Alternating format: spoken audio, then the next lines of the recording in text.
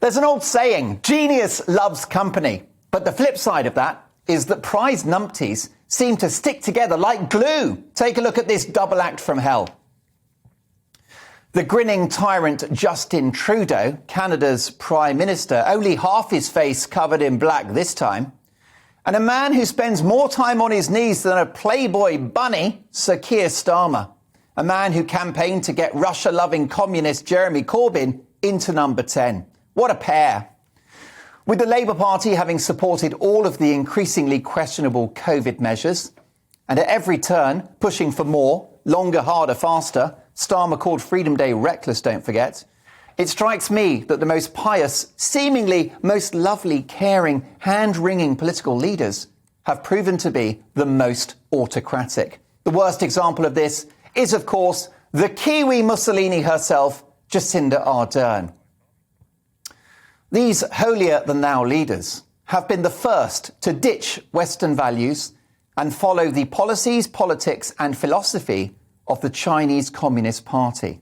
Lockdowns, face masks and vaccine mandates are not Western ideas. And which political leader had the right to smash the nation's economy, pile up debt for future generations, stop treating other diseases and wreck lives? A crisis always shows you someone's true nature. And for the likes of Ardern and Trudeau, the mask has slipped. Trudeau can't lecture Vladimir Putin about democracy and freedom when he literally cleansed protesting truckers off the streets of Ottawa. Saint Jacinda can't talk about democracy and freedom when she spent 2 years turning the great country of New Zealand into the world's largest open prison. I take that back. It's not even an open prison. It's a closed one. And yet Starmer, a man who would be Prime Minister, can't wait for a photo op with these autocrats. And what sticks in the craw is this picture of them together in London yesterday. Let's just take another look at this horror show. Of course, this happened yesterday, weeks after the mask mandate was lifted. But they're wearing the standard issue woke uniform of a face covering. It's theatre, folks, and crap theatre at that. Even Andrew Lloyd Webber couldn't conceive sick-making dross like this. In my view, it shows how cynical they are and how stupid they think we are.